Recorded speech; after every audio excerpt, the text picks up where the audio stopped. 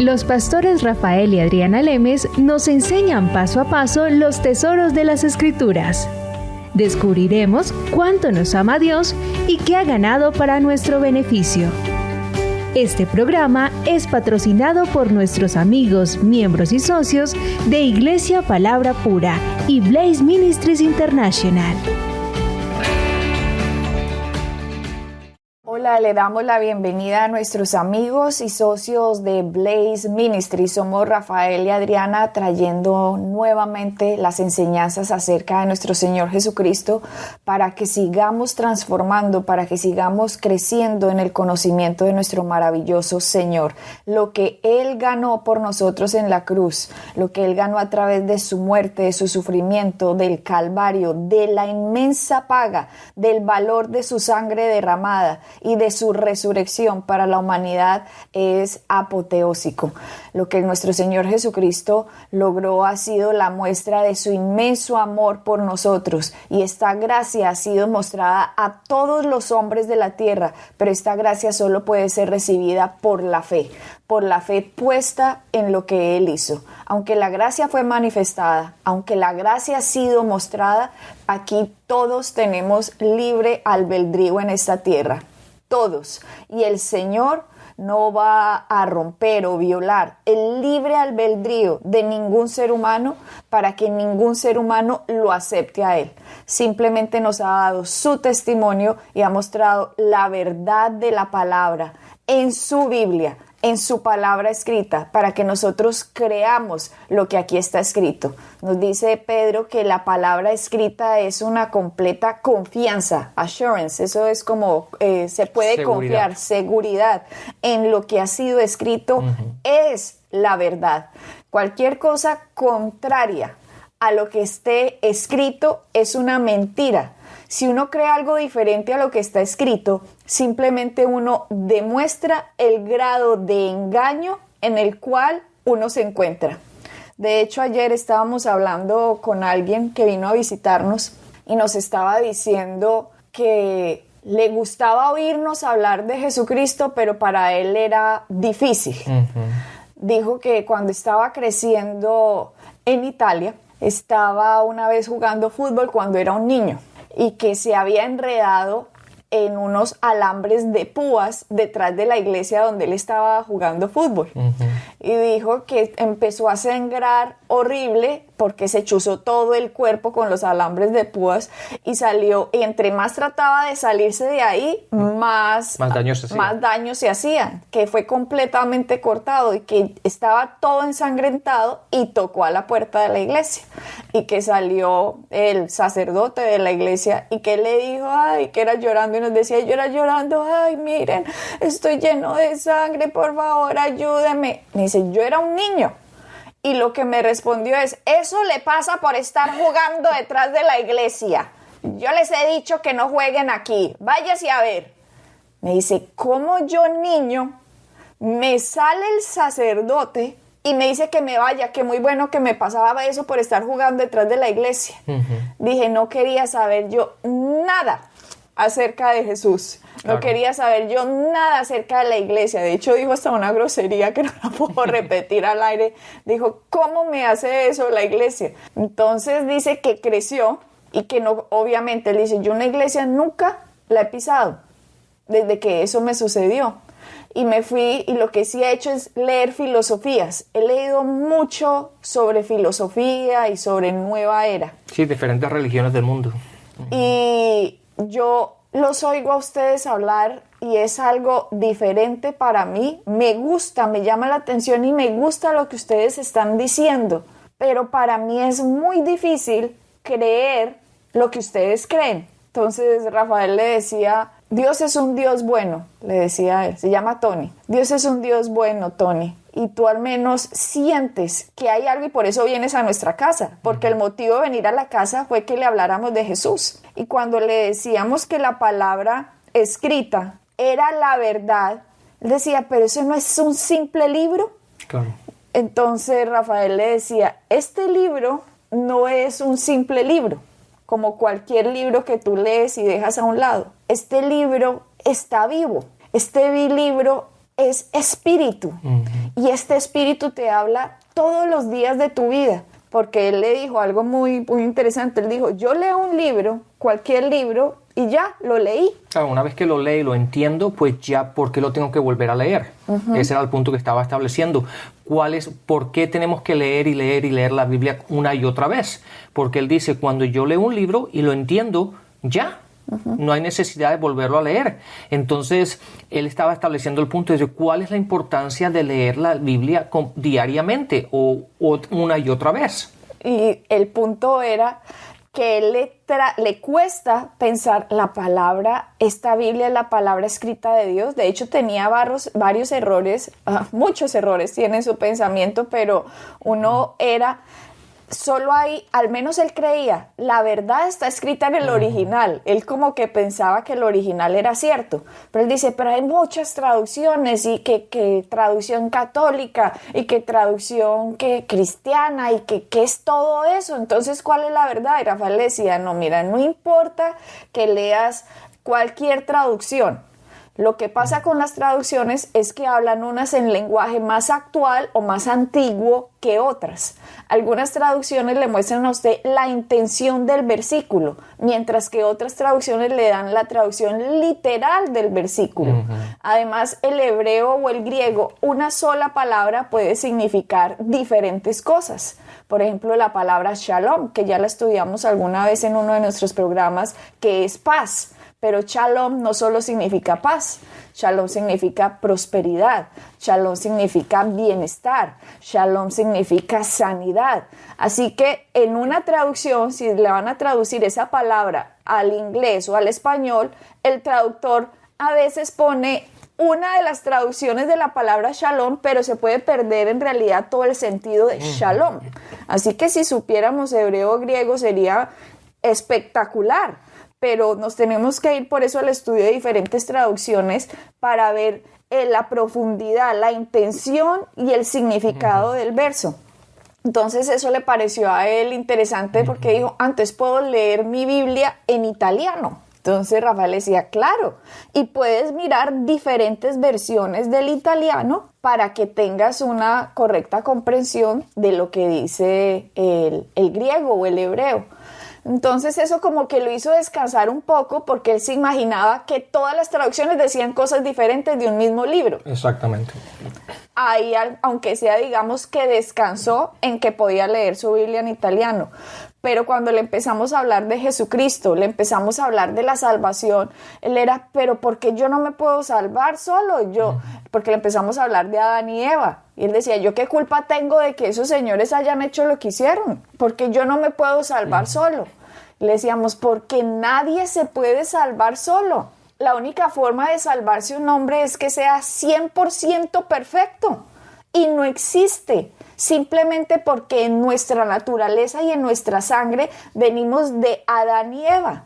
Y si nosotros hemos sido nacidos de Adán y Eva, hemos sido nacidos de naturaleza de carne. Venimos por el proceso de reproducción de nuestros padres. Y ese proceso de reproducción nos ha traído su naturaleza. Y la única forma de acercarnos a Dios es a través de Jesucristo, porque es el único que nació sin la sangre pecadora de Adán y Eva, sino que nació con la sangre pura.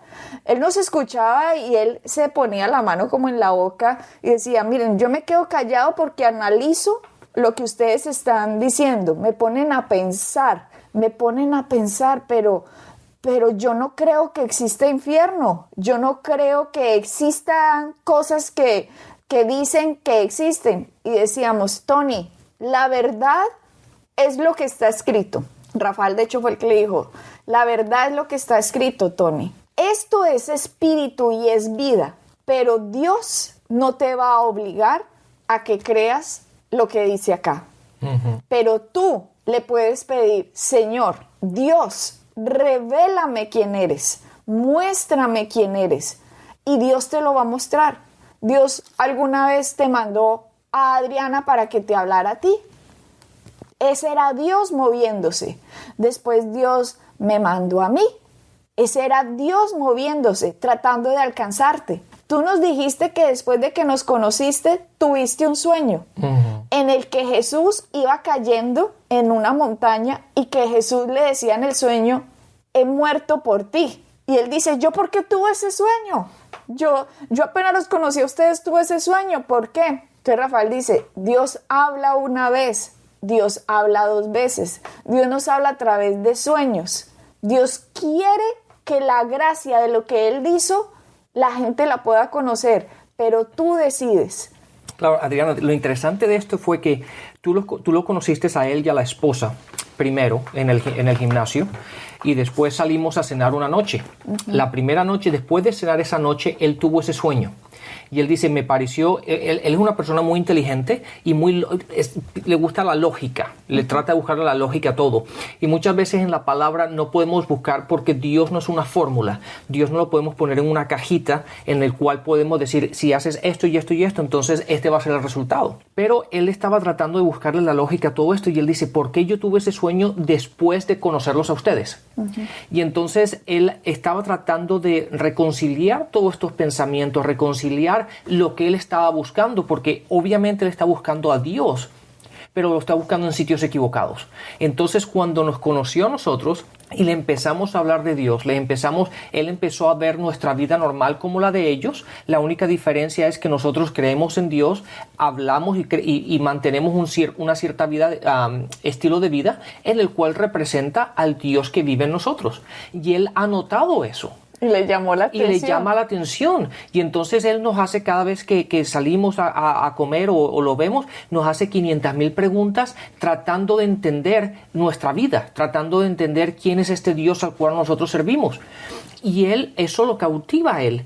Pero la filosofía, las religiones del mundo que ha estudiado, las cosas que ha leído, son conflictos para él. Y ese conflicto es lo que él lo trata de reconciliar de una manera lógica. Y el sueño que ha tenido es algo que él tiene presente, que por qué tuvo ese sueño que realmente fue real y vivo para él. Y hay un versículo hablando con él, y este fue el versículo que tú acabas de mencionar, que lo encontramos en el libro de Job, en el capítulo 33, habla de que Dios habla una vez, Dios habla dos veces, pero no lo percibimos. Y después Dios nos da un sueño, y ese sueño Él nos lo sella a nosotros. ¿Para qué? Para que nos demos cuenta que realmente Dios está tratando de decir, hey, estoy aquí, presta atención. Y cuando le enseñé ese versículo, él se echó para atrás en el sillón que estaba sentado diciendo, wow, ¿cómo puede ser así? Entonces yo le dije, Tony, es posible que de alguna manera u otra tú estás buscando a Dios, nos conociste a nosotros, tú has hecho preguntas, te estamos tratando de mostrarte la verdad y Dios te ha hablado una y dos veces, pero tú no lo percibes, dices, no le encuentro la lógica. Y después tuviste un sueño y ese sueño Cristo te estaba diciendo a ti, yo he muerto por ti. Dime tú en los versículos que te he mostrado, en lo que la palabra dice, puedes ver que Jesucristo ha venido y ha muerto por ti. Es cuestión ahora tuya de que digas sí o no, lo recibo o lo rechazo, pero la decisión es de cada uno de nosotros.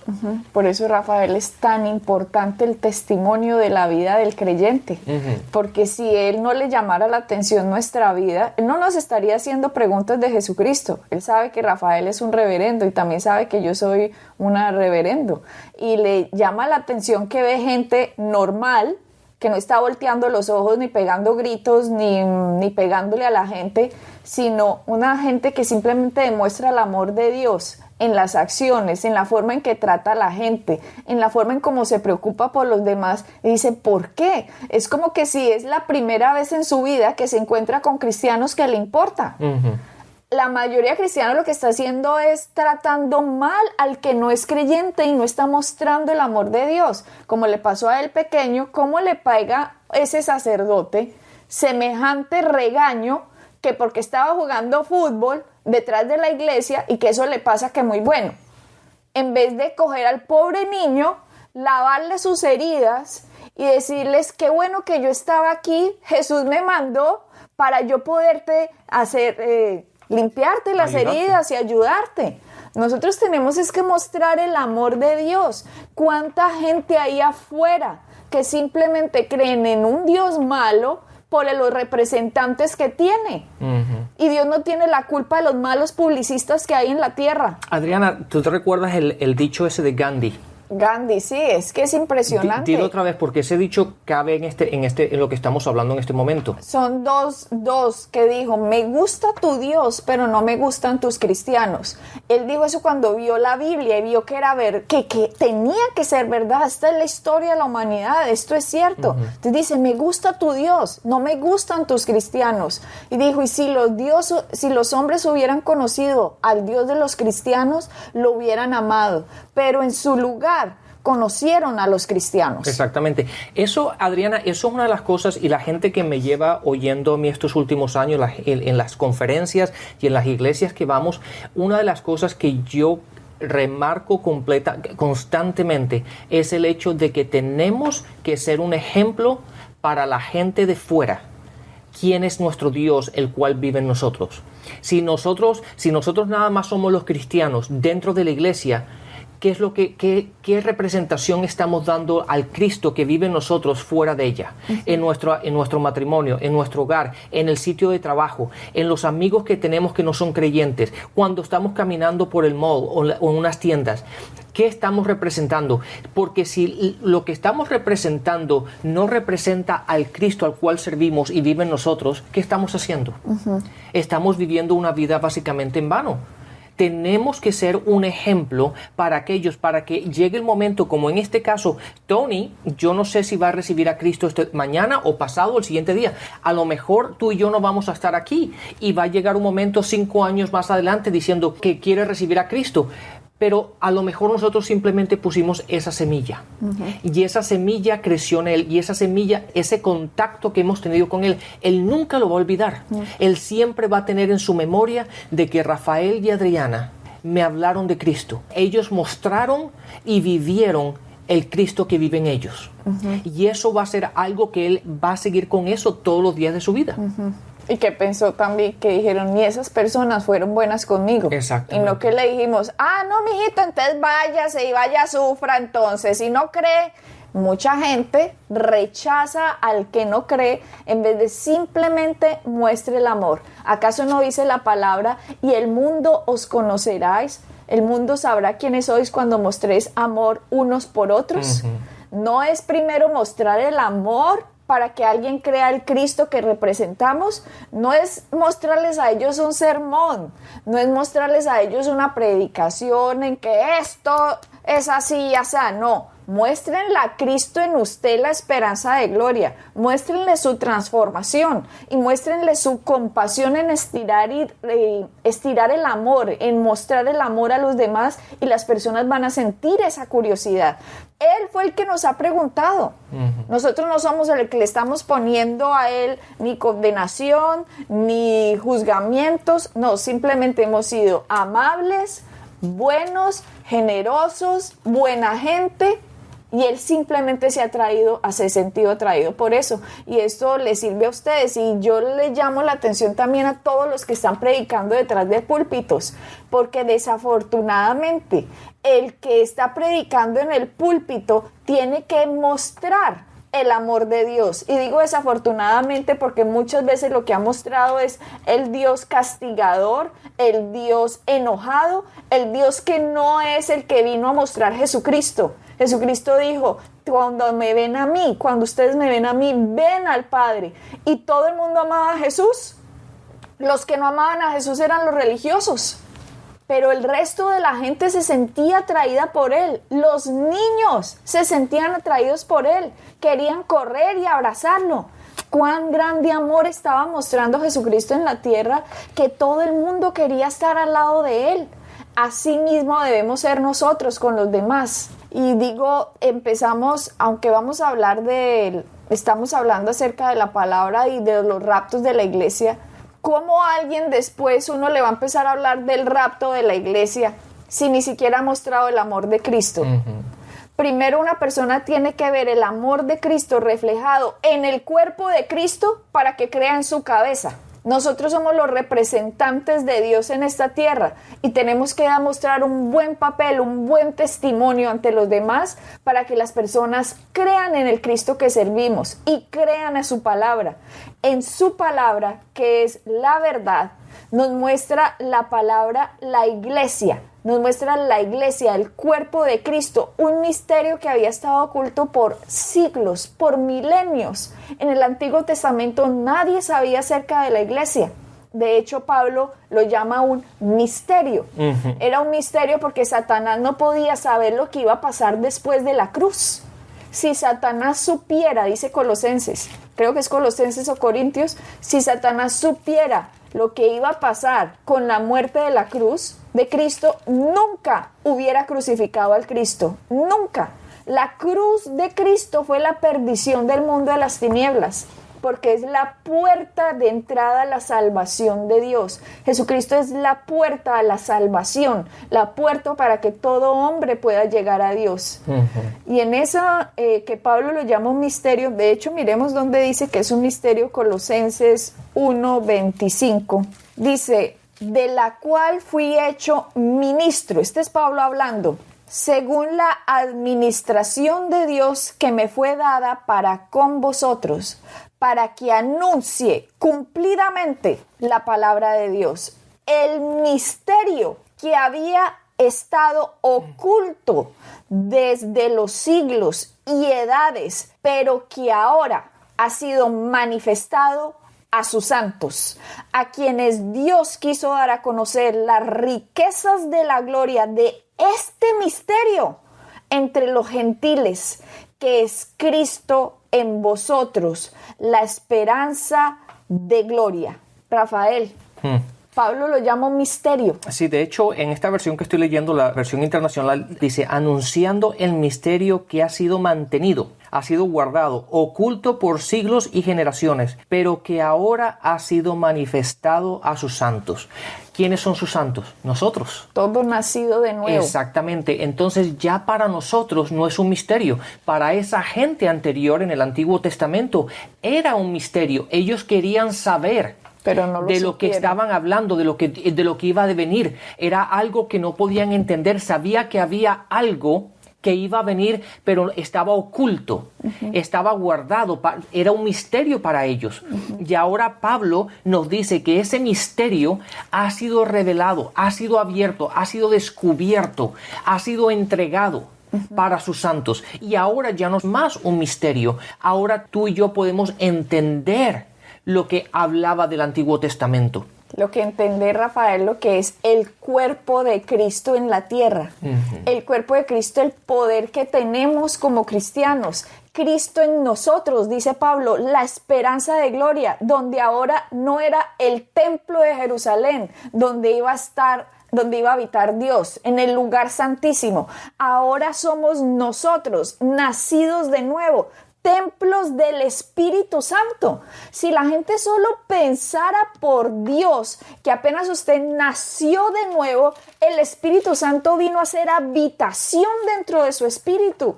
My goodness, lo que estamos hablando es impresionante, que cada nacido de nuevo tiene a Cristo en él. Somos parte de él, somos parte de su cuerpo, la iglesia, todo nacido de nuevo en esta tierra, sea de Filipinas, sea de China, sea de Argentina, sea norteamericano, australiano, todo nacido de nuevo forma parte de su cuerpo. Y hay embajadas en la tierra, digámoslo así, iglesias donde nos reunimos como creyentes para celebrar lo que Jesucristo ganó por nosotros y para nosotros. Pero ese nacimiento de nuevo, Rafael, fue en nuestro espíritu. Eso ya lo hemos estudiado. Nosotros nacimos de nuevo en nuestro espíritu. Pero la redención completa del ser humano nacido de nuevo se va a dar en la resurrección o en el rapto de la iglesia. Si ya murió, su redención completa, la redención adquirida por lo que Jesucristo ganó, se va a dar en la resurrección de los muertos, si ya murió, y para nosotros los que estamos vivos, nuestra redención completa va a ser dada en el rapto de la iglesia.